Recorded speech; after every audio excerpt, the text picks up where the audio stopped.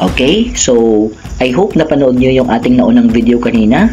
Pinakita natin ang ating sample MOV sa objective number 2. By the way, teachers, yung attachment pala dito ay yung ating lesson plan na ginamit sa ating COT with annotations. Okay, so again, if you want po na i-watch yun, check nyo lang yung ating naunang video when it comes to objective number 2.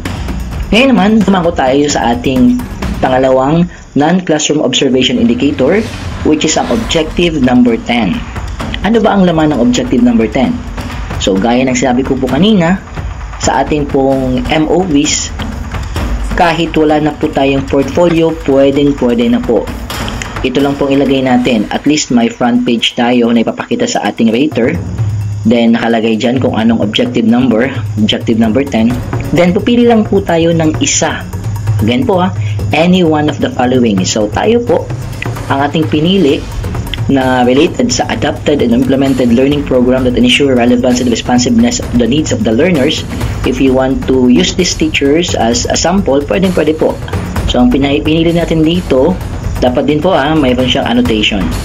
So, ang pinili natin dito ng mga learning program ay ang PhilErie o yung Philippine Informal Learning and Resource Integration na ginagawa natin naman to annually. So, mayroon tayo ditong konting introduction in the Philippines. Basahin nyo lang po yan and you may take pictures if you want.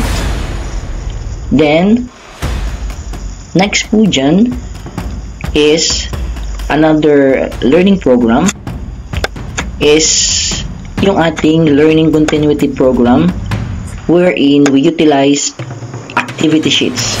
I guess sa inyo po, meron din po kayong mga ginagawang ganyan. During this school year, gumamit tayo ng mga activity sheets.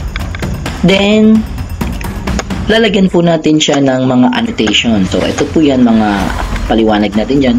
So, bakit tayo gumamit? Example, integration of flexible delivery modes. So, because of different disruptions of classes, minsan gumagamit tayo nito. Mga modular natin, mga modules. So, these are some of the annotations that I included. Pwede nyo po itong gamitin. Pwede po. Sample po ito para sa inyo. Pause nyo lang po yung video to get the content. Next, another thing is contextualization of learning materials. So, sa ating mga ginagamit na mga materials, of course, hindi mawawala na kino-contextualize natin. Then, we have here some annotations for that. Okay? Then, balik po tayo dito. Anong sabi dyan? Dapat meron siyang annotation describing the relevance and responsiveness of the learning programs to the needs. So, yun po, yung paliwanag natin kanina. Then, isa pa po na nilagay ko dito is accomplishment report of the learning program implemented. So, meron tayo ditong sample accomplishment report. Yan po. Ayan. So, kanina sinabi ko yung isa sa mga learning program na pinili natin is PhilErie. So, accomplishment po natin dyan. Ayan.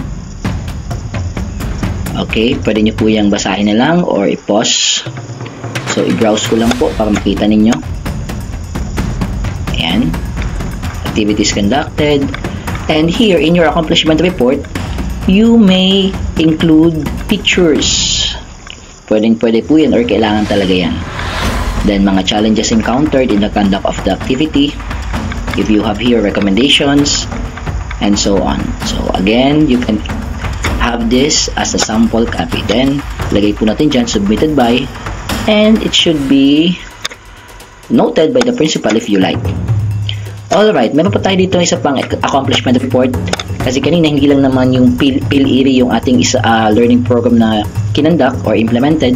Kasama din yung mga use of activity sheets during blended learning. Okay?